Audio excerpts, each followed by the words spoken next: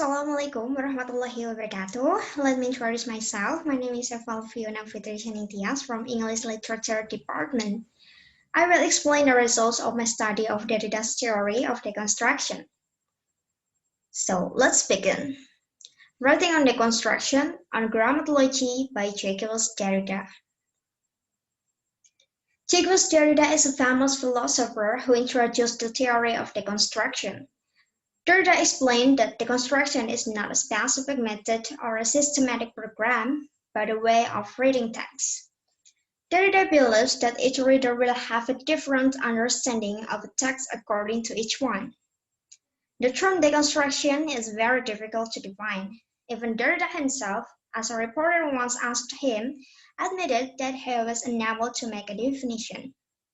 However, according to Barker, deconstruction is to separate, to dismantle, to find and expose various assumptions, rhetorical strategies, and anticipations of the text.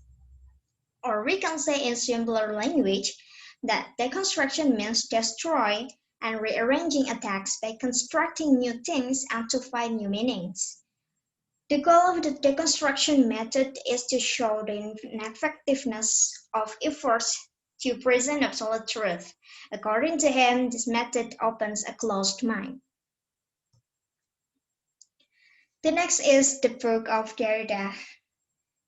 Of Grammatology is one of three books which Derrida published in 1967. The other two are Speech and Phenomena and Writing and Difference.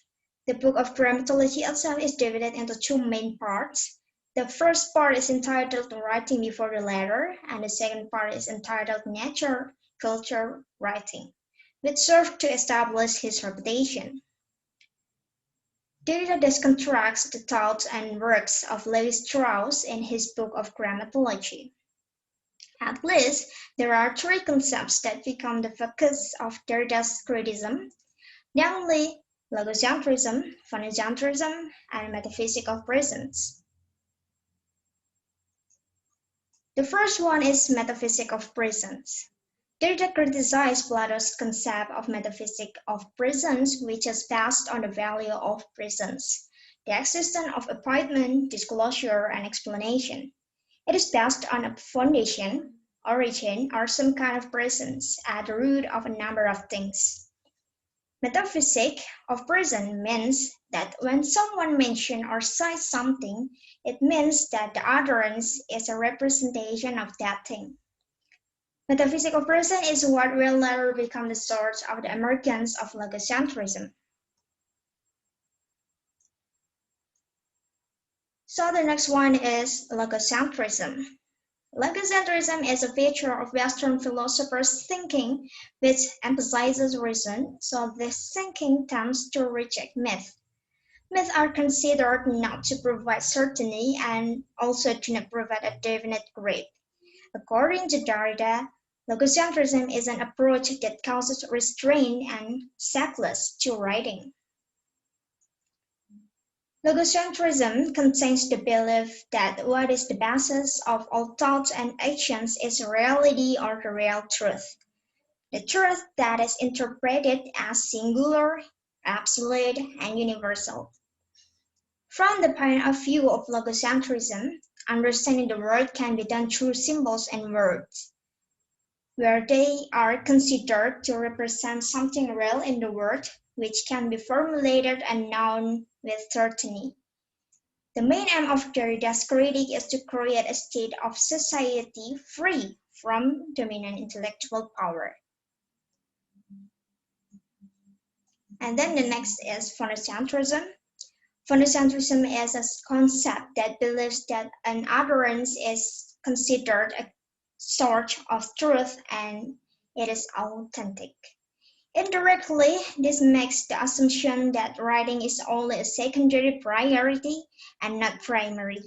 Meanwhile, according to Derrida, writing contains different meaning and interpretations and is always open to various possibilities.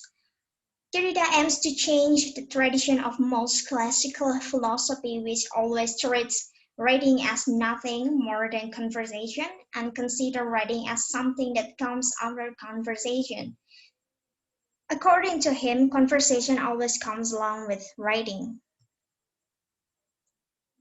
And then we will talk about the binary opposition, which is the essence of Saussurean structural thought. Binary opposition is a system consisting of two related categories that have opposite meanings, or the way of thinking in pairs. According to this view, opposition goes hand in hand, meaning that a category can only be understood if it's related to other groups. Example of the opposition, like good or bad, right or wrong, present or absent, front or back, etc. The binary opposition view that the first term is more important or superior, while the second is less important or inferior. Or in other words, the first is more correct than the second, or the first term always has privileges while the second is abused. According to Derrida, this thought must be destroyed because one understanding depends on another. From the explanation above, it can be concluded that deconstruction is a method of reading text that will never reach absolute truth. Although Derrida also thinks that deconstruction is very difficult to define, he emphasizes that deconstruction has its essence in the rejection of logocentrism, phonocentrism, and metaphysics of reason, which he also wrote in his book of Grammatology. Through deconstruction, Derrida aims to open free thinking and open space for differences and diversity in understanding the text. So that's all from me. If there are any mistakes, I apologize for that. Thank you. Wassalamualaikum warahmatullahi wabarakatuh.